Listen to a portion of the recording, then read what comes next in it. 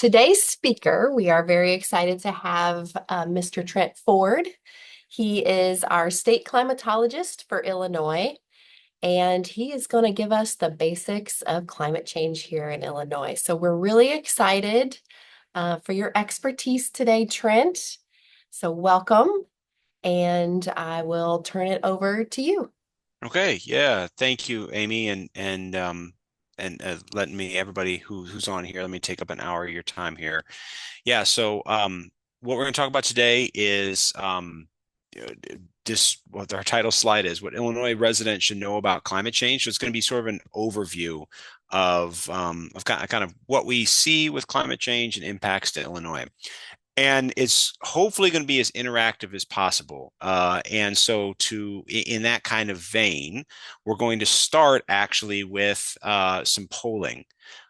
So, if those of you who've used Menti before, you're probably pretty familiar with this. But if not, you go to menti.com on the computer that you're either sitting by or the tablet or your phone and use this code 289014448. And what it'll do is it'll come up with probably either blank or a question once I get out of here and kind of present this. So let me do that real quick here. Okie dokie. So I will present this here. Okay, so the first question that should pop up when you go to Menti, and again, thinking about going to menti.com and then using code 289014448, and there's responses already popping in. So what words come to mind when you think about climate change? Hot is a popular one here, and there's some negatives like fear, severe, wet. I'm not sure if that's negative or positive, but then there's extreme. But then there's maybe some more positive things like action, real, reality. So or it's sort of in the same space here: erratic, migration, disasters, extreme, flood. Um, this is interesting. 48, 49 responses. You guys are awesome with these. And I'll probably show this at the end too, but we can see that with the word cloud, the size of the words, the extreme hot action is a big one. So this is really great. Keep populating those responses. We can come back to that. But all of this, what we're seeing in the word cloud is pretty consistent with how most folks think about climate change. And reality, what you can see here is this big blue extreme that, as the words rotate around it, it stays the same now that we're up to almost 90 responses. And that makes sense because as people think about climate change, even though the actual phenomenon of climate change is just that, it's a change in our climate. Where the rubber really meets the road in a lot of people's mind is the extreme weather. A part of that is what is sort of the driving narrative of climate change, and part of that is because that's how we experience it. So, like I said, keep populating that, but I'm going to switch to the next question here, if I can, which is kind of this is a slider. I've never used one of these in Menti, so bear with me here. But there's four questions, sort of taking the temperature for everybody who's on here on climate change. And so what I'd like you to do is, if you can, slide from strongly disagree to strongly agree, kind of the answers to these questions. Okay, there we go. So we're starting to get, and these will move as people kind of have the convergence towards things. So the question of climate change is a major threat. That hasn't moved. 5, 10 people, 11 people, 15 people. Oh, it's moving now a little bit, but still 4.9 out of 5. Climate change should be a major policy and technology priority in the US and globally. That's also has pretty strong agreement among the 25, 26 people who have responded. This question is always interesting. I've personally been impacted by climate change. You can see that is a little bit less. And in fact, that's what the Yale Climate Change Communication Center typically finds, is that the majority of Americans, actually the large majority of Americans, both are aware of climate change and believe that it's harming people, but that it's more of a mixed opinion when it's has climate change impacted me personally. And so that's kind of the audience here seems to be following that as well. And then I do like to see that the bottom one it is also a bit more mixed, but at least towards the strongly agree side that I can make a difference in fighting climate change and reducing impacts. I'm not going to return to this slide, but hopefully that the answer to that bottom question would be closer to a 5 after we get done with this and all of the other programming that Extension is putting on related to climate change, because invariably everybody here listening, everybody can make a difference in fighting climate change. So we're gonna start from that premise. Okay, so I'm gonna shut this down for now and return to boring old PowerPoint, and we'll keep going here. All right, so first we need to talk about Earth's greenhouse effect. That's the driver of this. All right, so what I'm showing you here on the right-hand side, this is the carbon dioxide concentrations at Mauna Loa going back to the 1950s. You can see that consistent increase that we've seen. That is that's the burning of fossil fuels predominantly, as well as other contributors to increasing in carbon dioxide concentration since the Industrial Revolution. July 2024, our last measurement concentration was 426 parts per million. To give you an idea, based on ice cores, we can go back the last 900,000 years. We never saw, prior to the Industrial Revolution, never saw concentrations over about 350 parts per million, and now we're at 426. So quite a large increase in a relatively short period of time. And since the Earth's inception, I suppose the what we understand is that as carbon dioxide concentrations increase or decrease, the global average temperature on Earth changes accordingly. Here's just some quick stats about greenhouse gas sources. What is actually the source of this increase in carbon dioxide concentrations?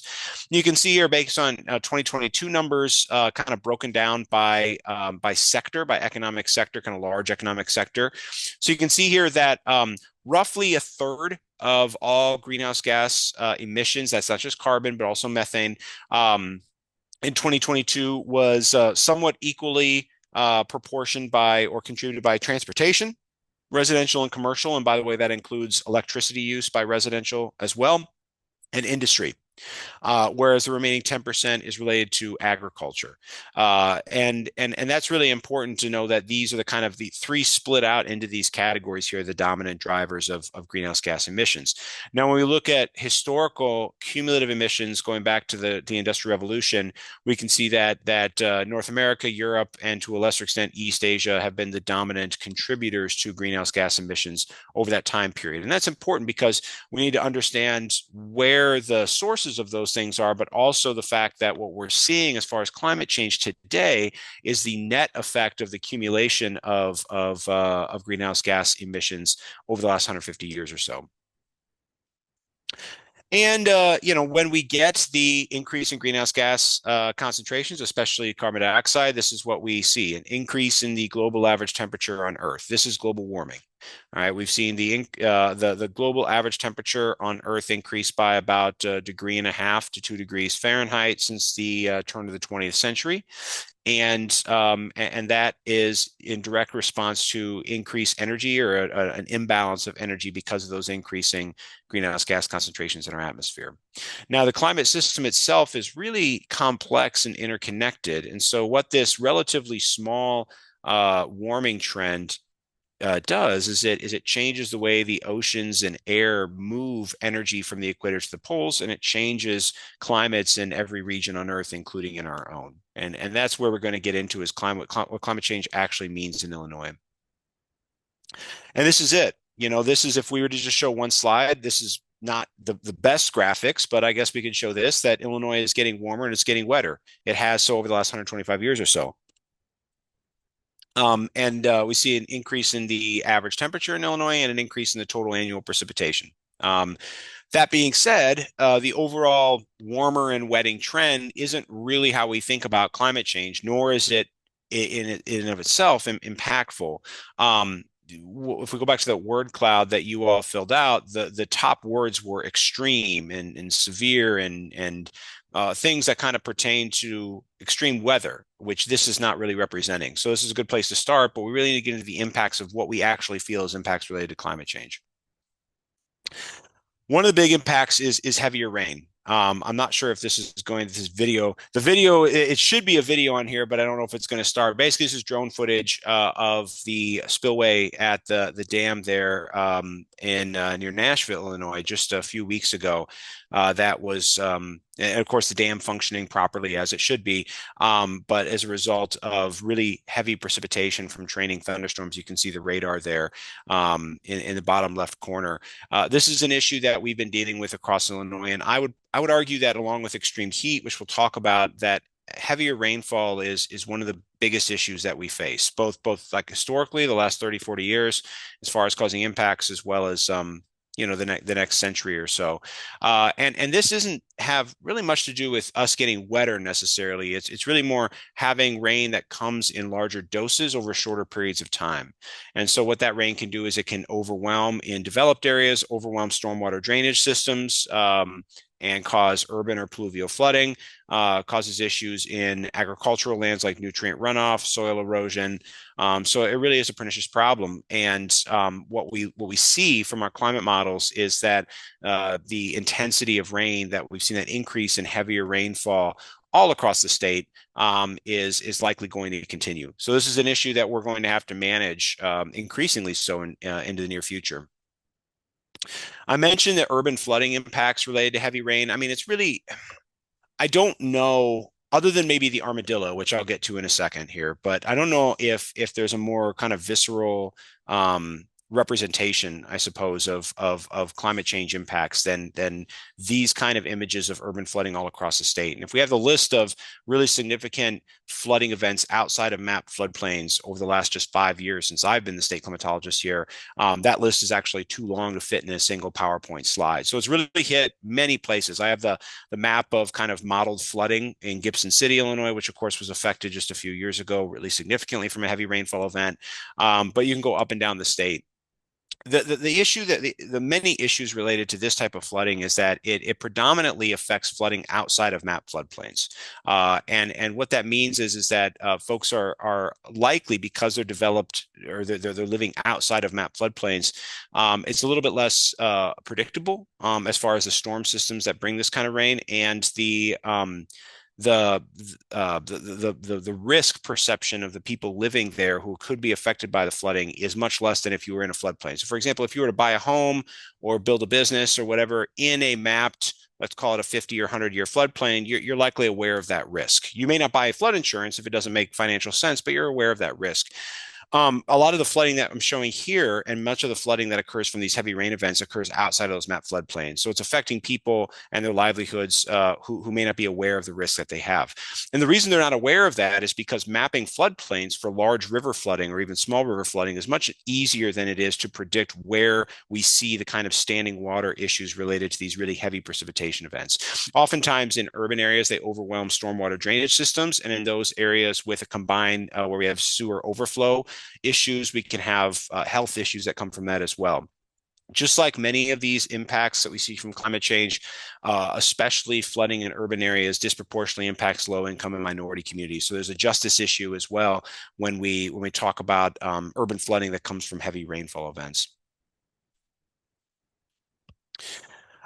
We also see issues from a hydrology standpoint, and this is really important for soil and water conservation. When we get heavy rainfall in, especially in agricultural environments, it's a majority of the land use in our state, we see more nutrient runoff from that, as well as soil erosion.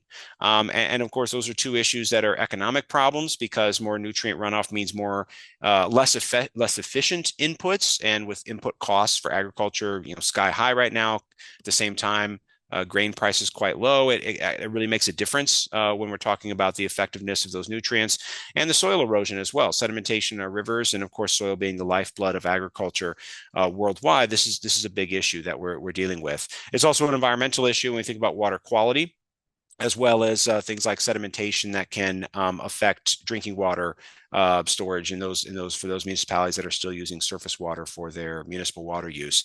And when we think about a kind of a mixed use watershed, like for example, I'm showing you here from the Kankakee watershed, we kind of have mixed use agriculture and developed areas as well as some forest areas. In our developed areas, this can be worsened by urban sprawl. And so as we have development in these watersheds, it can be a real challenge when we're replacing some of these more pervious land covers with impervious surfaces. And so that makes a difference as well. So this is sort of the framework that I'm going to be using through this talk is thinking about solutions to these problems. It's really easy for me to talk about problems, but it's important that we highlight solutions. And even more importantly, a lot of times when we talk about climate change solutions, it's framed as switching to clean energy or having accessible public transit or having a bunch of climate policies on the books. And that's fine. Those are all extremely important, if not vital, for kind of this climate transition. But when talking to, unless I'm talking to, Congress or the state legislature, it's really hard to imagine where people have agency in actually implementing solutions. So I want to break this out to say there's solutions that individuals can do, as well as landowners and managers, agriculture solutions, as well as municipality and government. And these things can be similar, they can be different. So if you're an individual, just an individual homeowner, home renter, person who's just interested in climate change and taking action, when it comes to heavy rainfall, water conservation, rain barrels can be a helpful solution. Right, they're pretty low barriers for implementation, and they can slow that surge of stormwater into stormwater drainage systems, especially in urban areas. Lawn conversion. So replacing those areas of your lawn that we may see higher runoff total with the types of plants and sort of micro ecosystems that can absorb water more effectively. Those, by the way, those when we talk about drought, those kind of ecosystems also tend to be more drought resilient as well. So you have to water them less during drought conditions. Having flood insurance, thinking about flood insurance and what that means as far as your financial considerations are concerned.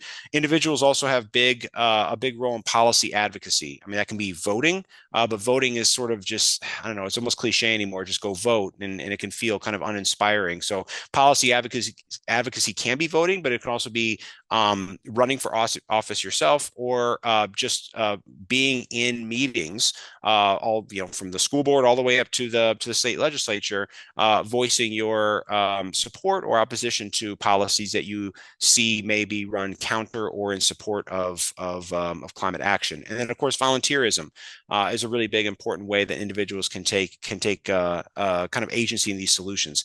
For landowners and managers, same kind of thing, water conservations, but also the development of things like managed wetlands, floodplain reconnection, stream restoration. These are things that people can do on their own land to help with the resilience to this heavier rainfall. Same thing with agriculture, a lot of work in soil and water conservation, the edge of field practices as well as infield practices. Again, wetlands, both restoration and establishment, riparian buffers, extended rotations. These are all things that have been linked with resilience to heavier rainfall. And resilience not just being reducing the problem of runoff and soil erosion and things like that, but actually improving productivity in the face of heavier rainfall. And then the important role of municipality and government is having community-centered water infrastructure, using the example from Normal, the Uptown Circle there, which is a water cleaning and water control structure, as well as being kind of a center of that community.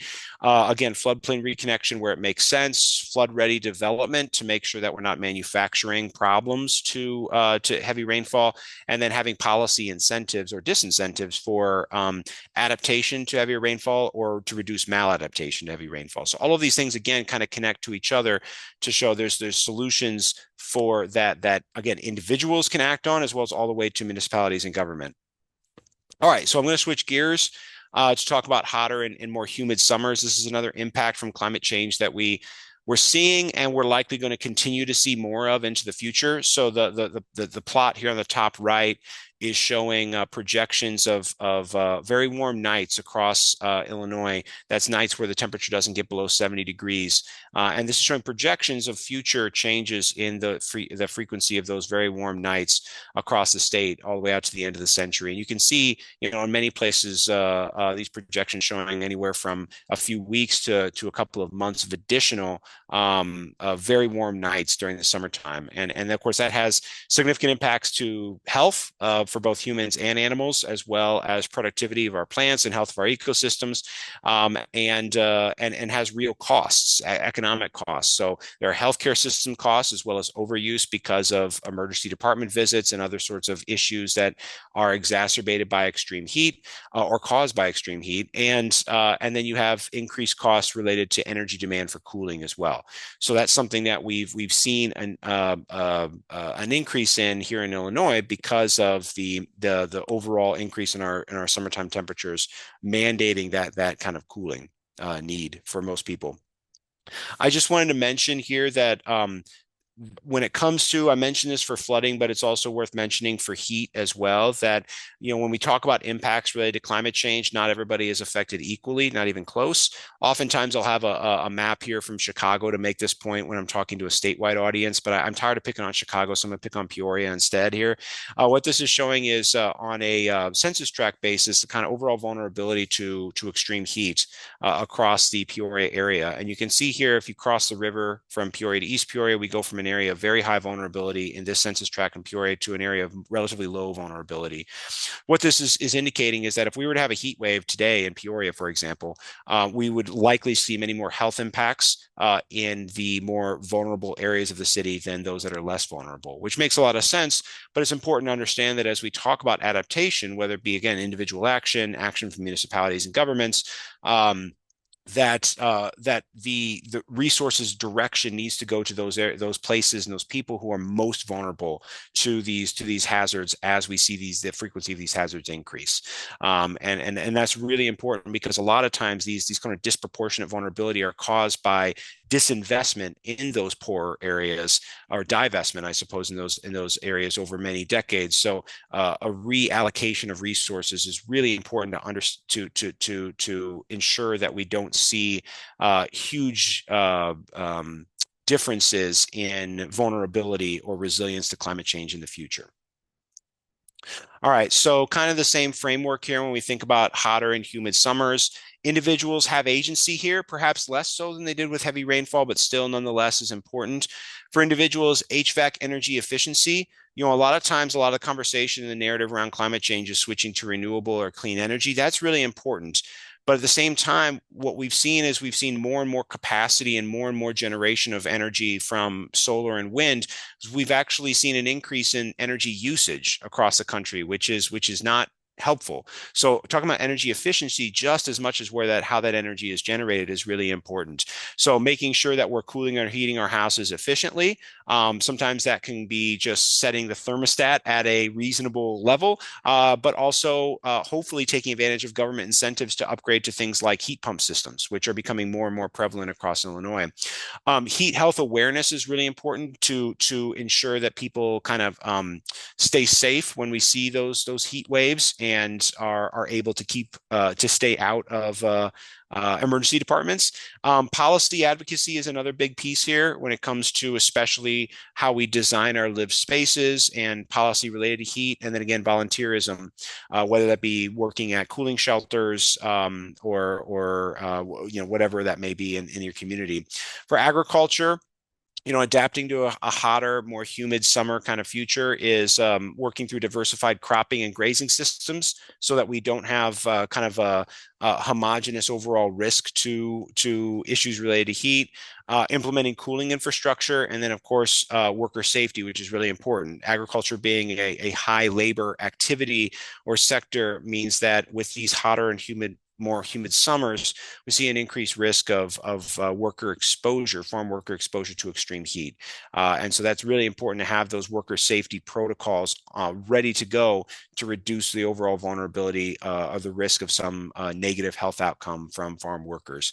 For developers, I would argue honestly that in my opinion, the most efficient dollar for dollar payback as far as being resilient to extreme heat comes from heat smart development and urban planning.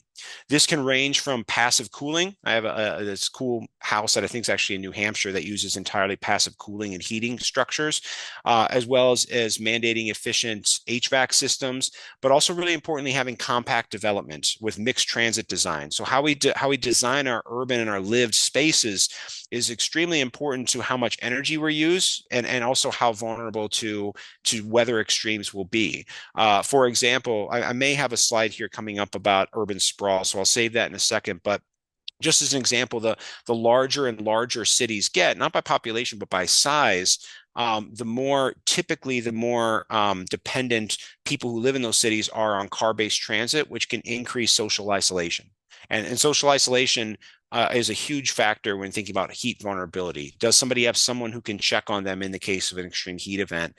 And so how we design our urban spaces really dictates how connected our communities are, which then plays huge dividends when we have those connected communities for heat resilience. Same thing with municipalities and governments, thinking about compact planning and design, having public transit, not just having public transit. I mean, I hear this all the time when we talk about Champaign being connected to Chicago by Amtrak. Yes, it is, but is it reliable enough that people can depend on it day after day, right? And that's really important. Also having those active transit options. Emergency management has to be there, has to be well trained and well funded to make sure that when we have these hazards, we can respond to them. Housing, having safe and affordable housing is a huge thing. The number of people who are either housing insecure or on the streets in our cities, that is directly contributing to overall vulnerability to things like extreme heat, cold, severe weather, things like that. Having green space, accessible, equitable green space, and then again, policy incentives and disincentives for kind of climate smart design and development. All really important for adapting to hotter and more humid summers. Okay, so a highlight here, I kind of leaned on the negative to talk about urban sprawl, but we can talk about the opposite of that. And what we're wanting to go to with our urban areas. When I say urban, I think in Illinois we think of Chicago, but urban is really, I mean, any kind of lived space here. And so we can think about a town like O'Fallon, which is moving to this what's called the 15-minute city paradigm, something that was kind of I think first coined in Paris, and O'Fallon is one of the first cities I think in the country, definitely the first in Illinois to kind of move towards this paradigm. The idea is that you can get to any of the really necessary resources in a town like O'Fallon, for example, within a 15-minute walk or bike ride. So your libraries, your hospitals, your schools, your municipal buildings, cooling centers, if that's necessary, those kind of things, transit centers, all within 15 minutes of each other. And that really makes really mandates a compact design and it manages growth. I mean, O'Fallon is a town that is growing because it's in an area that's growing as far as population in the state. And so managing that growth so that you can continue or even advance kind of this connected community is a really good way to maintain energy efficiency again, but also be less resilient or less vulnerable to things like extreme heat. Having equitable accessible transit, really important, affordable housing. Again, all of these things are ways of sort of designing resilience. So instead of having to create a community and then manufacture resilience or retrofit it for resilience, we can design it from the get-go, which is a lot more energy efficient as well as money efficient as well. So this is just a good example. I had to pick out these really good examples of how this is being done in Illinois. And again, O'Fallon is I mean, it's sort of this suburban, exurban community, and that is moving to this paradigm. And I think it's a good example of what other communities could do across the state with the right kind of leadership and of course, resources. All right, the last little bit I want to talk about is a changing seasonality. And so I mentioned we're warming across the state of Illinois, but it's not equal. in the seasons, not in any way, shape, or form. So what this is showing is the temperature trend between 1895 and 2021 by county by season. And I don't try to stretch your eyes and pick out which counties show different patterns than others. I know everybody, when you show a map, zooms into where they're located to see what's happening here. But the larger picture here is that the majority of our warming trend that we've experienced since the Industrial Revolution has occurred in winter and to a lesser extent spring. What that means is that we're not having a shift in the seasons. It's not like summer's getting warmer and winter getting warmer at a similar rate. Winter is warming at about 5 times the rate of summer, or has historically, and is projected to continue that, which means that our seasons are changing. They're not just shifting with climate change. That winter warming gets a little bit less press than the summer warming. And in fact, sometimes it can be framed as a good thing. I actually just had a conversation with another state climatologist this morning about coming to Illinois, and they're like, yeah, but Illinois has winters. And I was like, well, yes, our winters are warming though. And, it may not produce the kind of extremes like what a summer heat wave can be, but it does have really important impacts. And some of these are positive, some of these are negative. So for example, what we've seen over the last, 50, 60 years is a longer growing season across Illinois. That's definitely the case. People are able to plant, generally speaking, without considering the impact of rainfall, are able to at least see soil temperatures that are getting warmer faster and staying warmer in the fall. So we have that longer growing season. One of the downsides of that is that it's not just the plants we want in the ground that like that longer growing season. It's some of the plants we don't want, including some non-native or invasive species. So we see that expansion of both plants and animals, and I'll get to that in a second. We also see a longer allergy season. I think I single-handedly keep the Zyrtec Corporation in business because it used to be a May to June kind of thing, and now it's like an April to November kind of thing. And so that longer pollinating season, longer allergy season, that does have a health impact, and that can exacerbate other kind of respiratory or pulmonary issues that people have. One positive of our warming winters, though, I will say, is less extreme and frequent cold waves. We've talked about the extreme heat issue, but what we've seen is a concurrent decrease in the frequency and the intensity of extreme cold. No doubt, live in Illinois. We're pretty far from the equator. We're fairly close to the poles, which means that we still get cold air, but we don't get it as frequently or as intensely as we did, 50, 60, 70 years ago. And so what that means is that we're decreasing the overall vulnerability of the exposure to extreme cold. I mentioned because of the longer growing season, because of the warmer springs and summers and falls, we see an expansion of certain types of non-native or invasive species of animal and plants. This can be well, like I said, invasive types of plants that can be ground covers that can cause problems with native ecosystems, or perhaps more visual to people are non-native species of animals.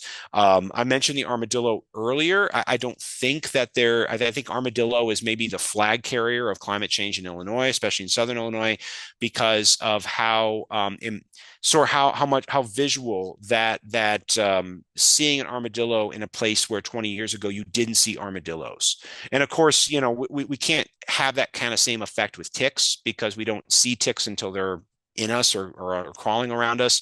But for an armadillo, that's very obvious. And for folks living in Southern Illinois, it was something that wasn't there 20, 30 years ago, at least not nearly in the numbers that it is now. And so, the relationship between armadillo expansion and climate change is complex, but there is that relationship there. And so this is something that we're experiencing all across the state, not just with armadillos and ticks, but with other types of plants and animals. And again, this may be when thinking about conservation, it's just another consideration that we have to account for or adapt to when we're thinking about healthy ecosystems now and into the future, as well as healthy agriculture. So again, this solutions framework, when it comes to changing seasonality, it can be kind of difficult to think about adaptation solutions. For individuals, one thing I always like to stress is even if you own, a typical a tenth of an acre or quarter of an acre property, when you're planting plants or managing lawn or thinking about what you're doing with your landscape, thinking about what species you're planting, species conservation and selection. All right, that's really important when we're thinking about not just having the biodiversity, the pollinator impact, but also Will those species of plants, especially trees, do well in this warming climate, right? And that's really important when we're thinking about the site selection and what species we're selecting for what areas. Also, changing expectations. There is a cultural impact to having warmer winters. Part of that is less snow. We've experienced that each of the last couple of years. It may seem relatively minor compared to extreme heat and people dying from heat waves, but having that kind of cultural changing experience of not being able to sled, not being able to snowmobile, right, not being able to snowshoe or ski as often or at all when we grew up with those things is an impact. And so shifting those expectations and making the most out of our changing winters is really important. And then air quality tools are really important as we see again that increase in the pollen length that can exacerbate all these other things. Same thing with landowners and managers, species selection, conservation strategies, agriculture as well. The crop selection, are there crops, especially in the horticultural realm, that we just wouldn't have even thought of would be a possibility in parts of Illinois that may be a possibility now. Two examples. We're seeing commercially viable peaches farther north than we had previously, and we're seeing wheat, winter wheat grown in much higher proportion farther north than we had decades ago. Partly is farmers experimenting, and partly is because we can see success because of that change in that growing season, as well as planning adjustment, maybe for planting or for pest treatment. Those timing kind of shift a little bit. But again, that changing expectations is really important. And then for municipality and government, again, emergency management. How do we shift those priorities? Perhaps we have to plow less, but now we're dealing with ice storms more frequently or something like that. Conservation strategy, same thing, and then that changing expectations. I think that's a really important piece of it as we move into what is a kind of this climate and transition across the state with our seasons. Okay. Overall, what I really want to get across here is that climate change is a complicated, wicked problem. And so the complication really comes from that we have all of these competing forces. So if you think about you want to plant a tree in your backyard or your front yard, that tree is going to be experiencing all the things that trees experience, but could be changing with our changing climate. More precipitation variability that could mean drought and heavy rainfall or standing water around its roots, more extreme heat, right? And then, of course, competition from invasive or non-native species of plants, disease, as well as insect pests. And so we need to not think about Illinois' climate moving south. That's too simplistic. We need to think about this more complex. We need to think about it more holistically as far as what climate change means for Illinois. And what it means is that again, we're changing our expectations. We're working through these kind of changes that we're seeing to see what solutions fit in what situations to make the most of the kind of the situation that we're given here with climate change. The last piece here, the last couple of minutes, I want to talk about again, just talking about building climate resilience. And we sort of have all of these pieces here that fall under mitigation to reduce emissions and adaptation. And I have my last Menti slide. And again, it's something, again, go to menti.com if you're not already there, 2890-1448. I'm going to switch here real quick to back to the Menti. Okay. Let's see here. I haven't done this before. I think what you should be able to do is take any of these or all of these 12 options of these climate change solutions and drag them onto this chart that has effort on the horizontal and an impact on the vertical. I think that's what we should be able to do. I'm not exactly sure. Maybe not. Can everybody see the Mentimeter? Yes, we can see it, Okay. Trent. It looks like we have a slider bar, and we slide it Okay. over to 10 Gotcha. Okay.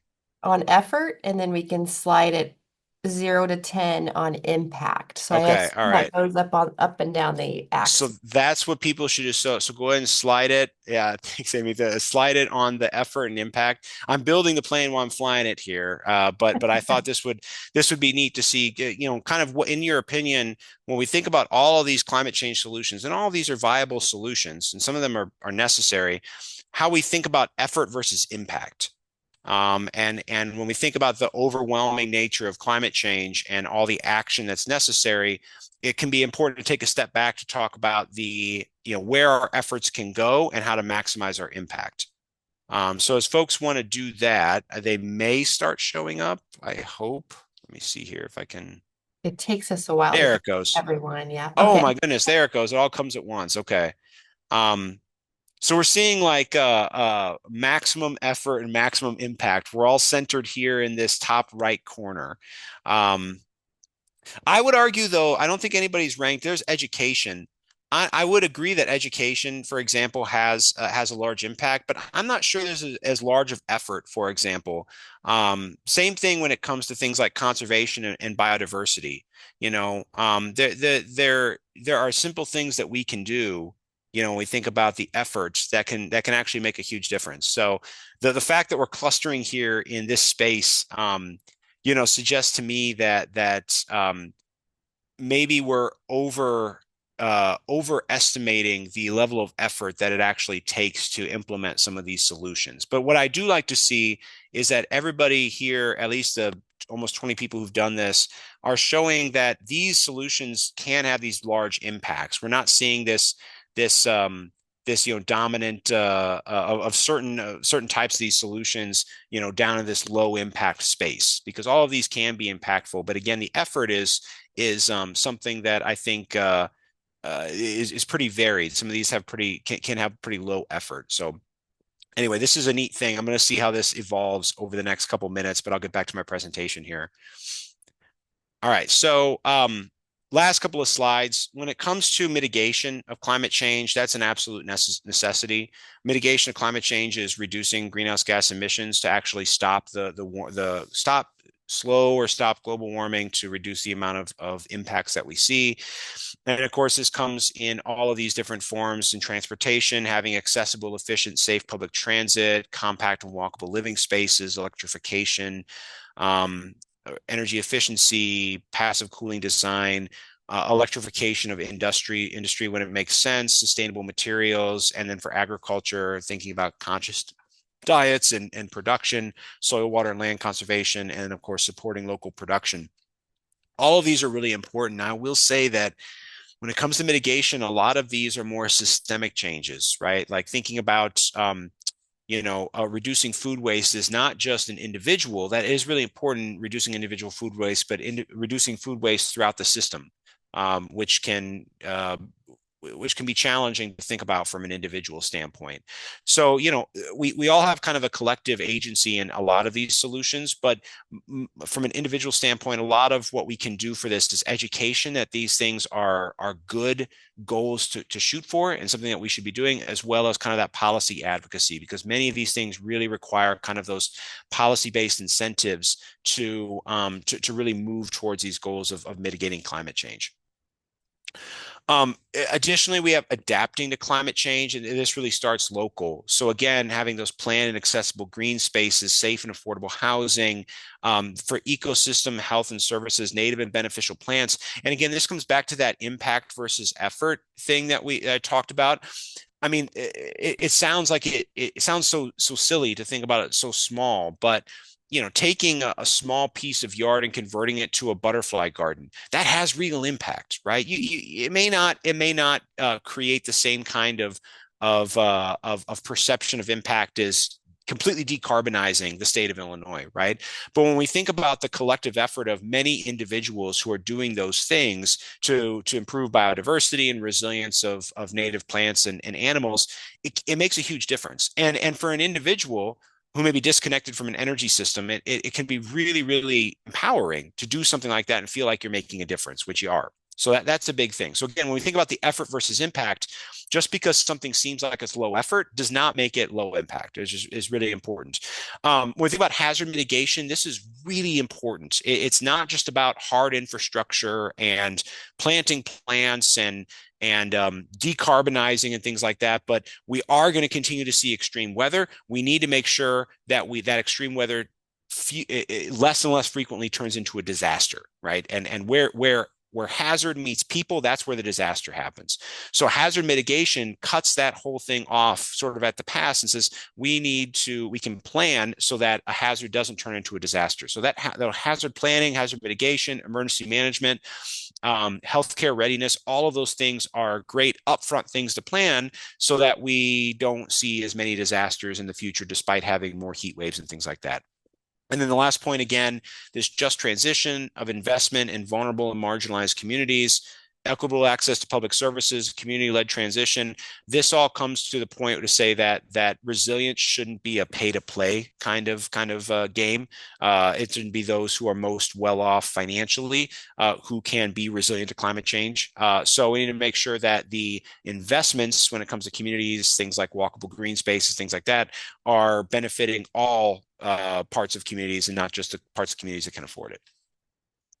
And then this is just again to reinforce this point of individual action. All of these things are really important, and hopefully that's something that I've been able to communicate is that the whether it's running for a political position, protesting or marching for climate action, or just converting some of your yard to these sort of more healthy ecosystems. All of these things really do matter.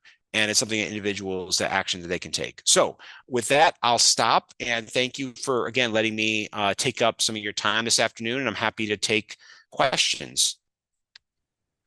Awesome. Thank you, Trent. Let me look through here some questions. I had a couple questions come through about municipal codes and and I don't know if you can speak to this, but whether or not there is talk about municipal codes on stormwater management and also with that mixed use development with those heat impact issues that you were talking about. Yeah. So municipal codes, building codes, development codes, what I could say is they're extremely important for sort of defining the box in which climate policy can be enacted at the local level.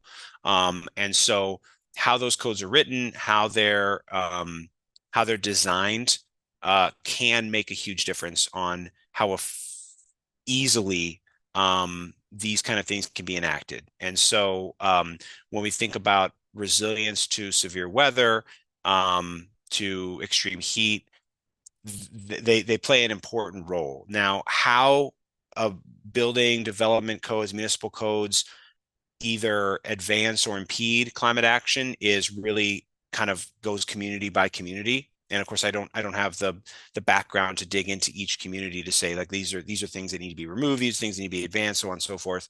But just to say that those codes are very important for kind of shaping how climate action can or cannot progress in a given community. So sorry, I'm being a bit vague there, but Sure. that's just to say they are really important. I did have a request to go back to slide number 19, if you could show that for a second Absolutely. for people to look at. Let's see. I had one question about just this is more like communication, climate communication. And would you have any suggestions for ways to help lawmakers or government bodies understand, climate impact and that sort of stuff?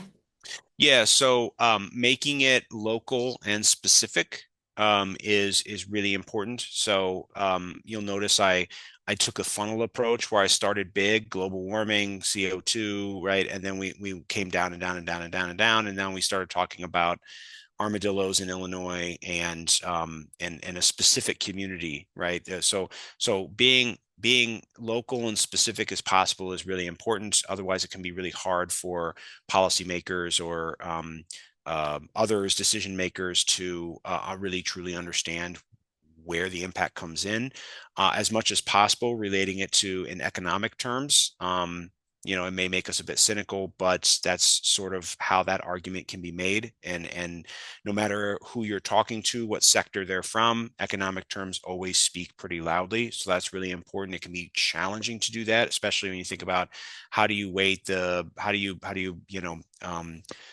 uh, estimate the savings, the money saved by, riparian buffers in about, a mile of stream. But doing that as much as possible can be really important.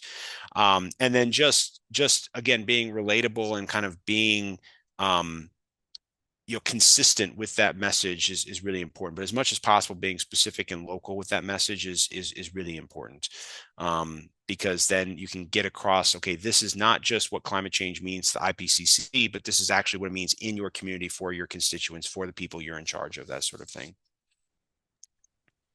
Awesome. Thank you. Had a shout out for conscious diet, plant-based diet, and Patty made this comment, just so you know, everyone, we will have a video coming out about climate diets and things like that.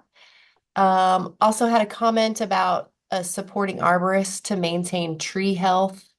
And we also talked to Justin Vozo, our urban tree specialist, in an upcoming podcast. So stay tuned for that. So I'm giving plugs here, Trent. And somebody asked riparian buffer. What is a riparian buffer? That is that, zone near a river, where you can plant trees, vegetation, so that is buffering any erosive processes or flooding and that sort of thing. And I think that might be all the questions that we have. Thank you so much, Trent, for being here today. I really enjoyed this presentation.